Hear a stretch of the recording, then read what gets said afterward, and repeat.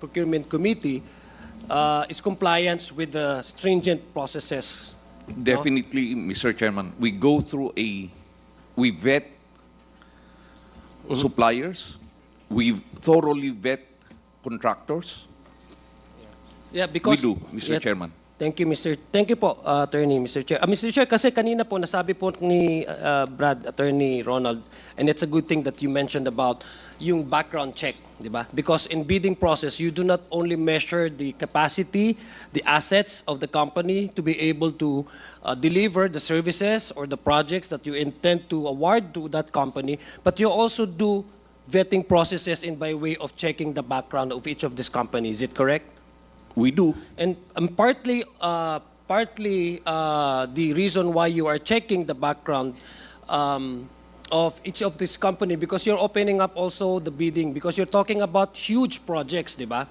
So meaning to say, there's a possibility that local contractors or local companies may not qualify to these projects. That's why you're opening up and widen the scope for other foreign companies to also submit their application for a bids awards. Tama ho ba? Tama po. And the reason why you're also doing background checks, it's because part of your security of transmissions of asset, and this is I'd like to, Mr. Chair, point it out that according to the process by which NGCP evaluate and mitigate the possible awards, kasi you're talking about national security, ay nakalaan po dito yung security study ninyo, risk identification, risk mitigation measures, Mr. Chair, that would guide your bids and awards committee to do the vetting processes of each of the foreign companies that applies for this for the projects that you're about to deliver or you're about to award.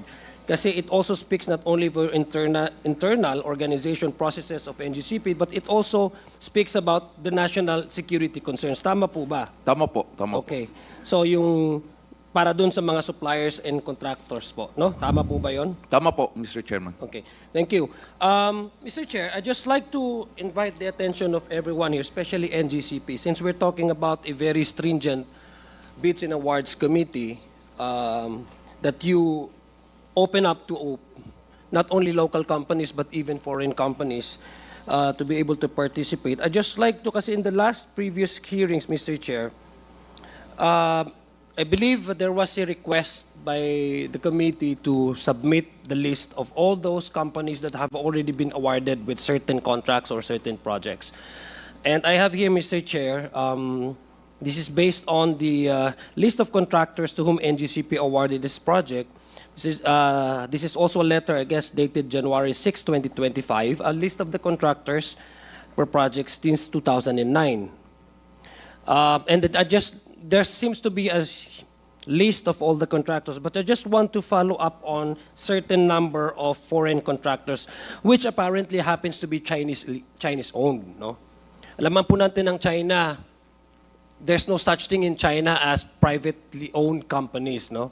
I mean, we all know it by to the letter and as a fact that China is a communist party. So all companies, huge companies, it's either owned directly by the state or substantially owned by the Chinese Politburo. No? There's no such thing as free market in terms of companies existing or operating within China. So all these companies have a tremendous interest by the Chinese Politburo. And when you talk about Chinese Politburo, you're talking about Chinese Communist Party, and you talk about Chinese Communist Party, you talk about China in particular. So let me just ask our Secretariat here if you can just flash some of those list of companies that have already been awarded with contracts. These are 18 companies, Mr. Chair. Meron ba dyan? Mr. Chair, I'd just like to zero in on some... Andyan ba yung ano? I hope, Mr. Chair, this will not be deducted from my time. Are we ready, our technical persons? But at any rate, let me just ask na lang, no? Ayan. These lists are from NGCP po. Let me just be selective. Yung sa 12, yung sa China Camsi Engineering Company Limited, Camsi, Mr. Chair, for the information of the general public, for brevity, this corporation is a subsidiary of Sinomac, or the China National Machinery Industry Corporation. Sinomac, Mr. Chair, in turn, is a state-owned enterprise of the People's Republic of China. Would you confirm this, that you have a contract that was awarded to China Kamsi Engineering Company Limited?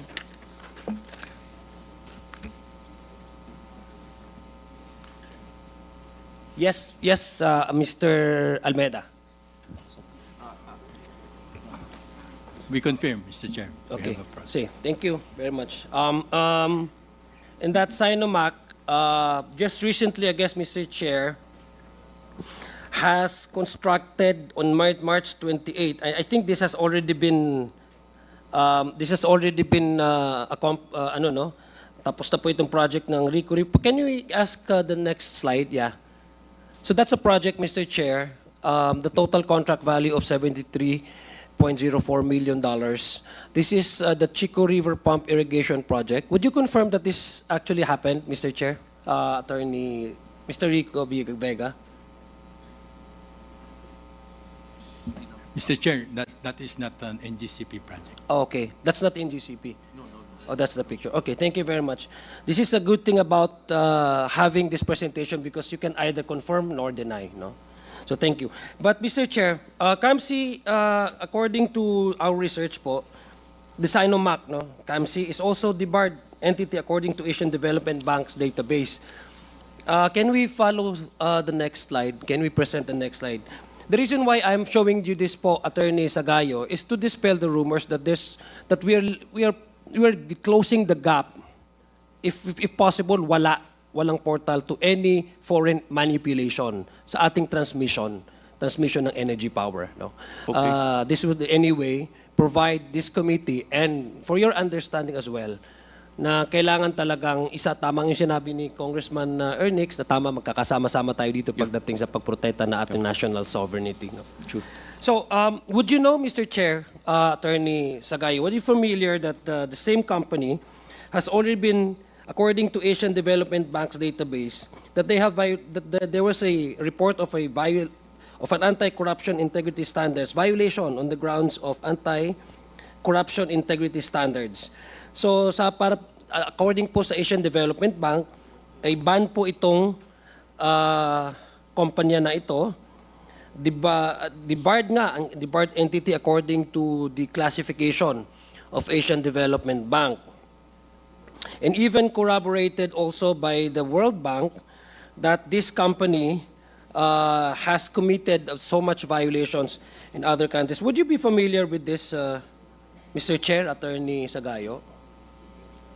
Can you confirm if my research and my document is correct?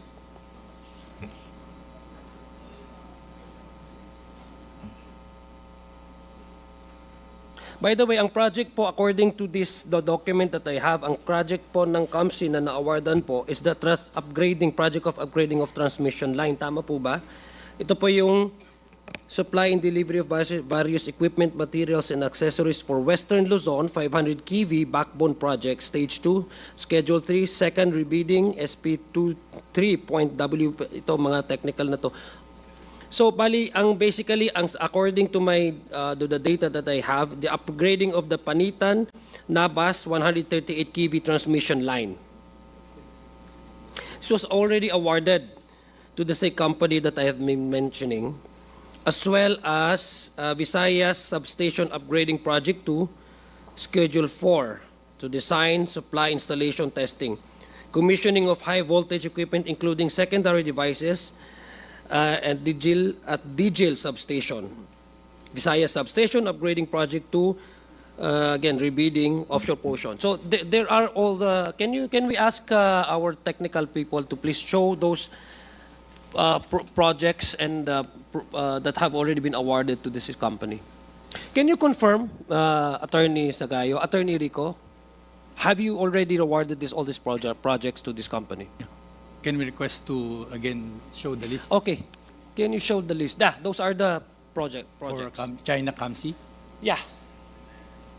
The previous... No, that's not China KAMSI. That's China. That's one. We will go to that. Pero ito po